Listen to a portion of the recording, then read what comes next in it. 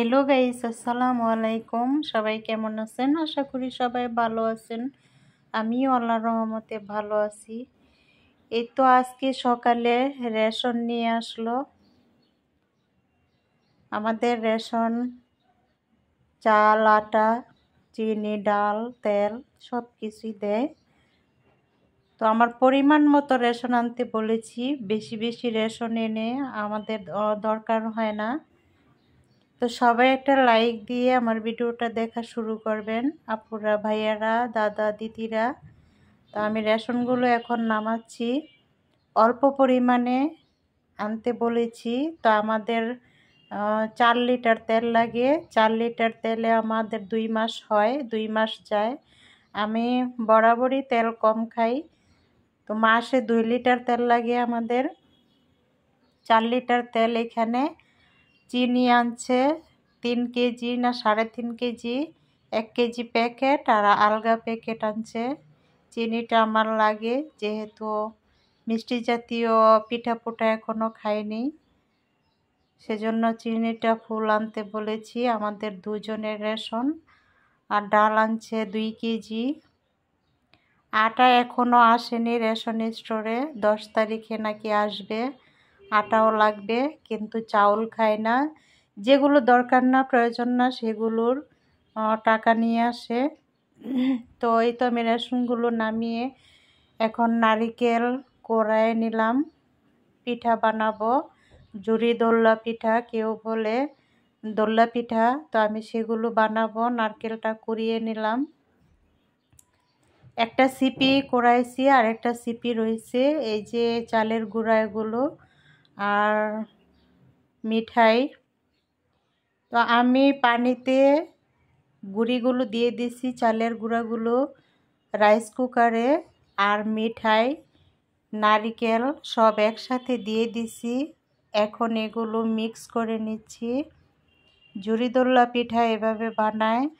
আগে পাতিলে গরম পানি দিয়ে তারপর চালের গুঁড়া মিঠাই দিয়ে দেয়। তো আমি সেইভাবেই কাজটা করেছি। সাথে আমি মৌরি দিয়েছি। এই পিঠাতে মৌরি দিতে হয়। আর যারা মেরা পিঠা বলে, মেরা পিঠা কিন্তু অন্যরকম, শুধু সাদা চালের গোলা দিয়ে ভিতরে মিঠাই দেয়, ওটাকে মেরা পিঠা বলে।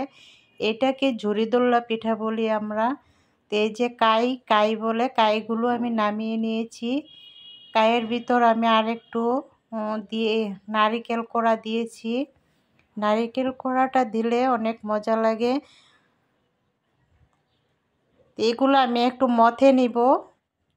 মথে এগুলো এমনিতেই মিশে গেছে সব, তো আর একটু মথে আমি হাতেও মথে নিব। গরম তো একটু ঠান্ডা হওয়ার জন্য আমি রেখেছি। তো এই তো আমি এখন বানাচ্ছি এগুলো। এই যে অলরেডি আমি অর্ধেক বানিয়ে ফেলেছি, এইখানে অল্প আছে। আমি একটু হাতে ঘি মেখে নিয়েছি, হাতে যাতে না লাগে সেজন্য আমি বসে বসে ঘি মেখে এগুলো গোল গোল করে বানিয়ে নিলাম। এই যে ঘি কৌটাটা আমার ঘি, এগুলো হাতে বানানো ঘি, অরিজিনাল। তো বানানো হয়ে গেছে। এখন আমি রাইস কুকারে পানি বসিয়ে দিলাম। পানি বাপা চলে আসছে। এখন আমি যে চালনিটাতে নিয়েছি রাইস কুকারের চালনিটা, ওটা আমি এখানে বসিয়ে দিব। এই যে বসিয়ে দিলাম রাইস কুকারে। এখন ঢাকনা দিয়ে ঢেকে দিব, ভাপে হয়ে যাবে। এগুলো শুধু ভাপা দিতে হয় বানিয়ে, আর কিছুই না, তেমন কোনো ঝামেলা না। এই পিঠাটা যখন ভাপা দিব তখন একটু নরম লাগে, যখন নামিয়ে নিব একদিন গেলে এই পিঠাটা শক্ত হয়, তখন খেতে ভালো লাগে। আর যারা নরম নরম খেতে পছন্দ করেন তারা বানিয়ে সেই দিনই খেয়ে নেবেন।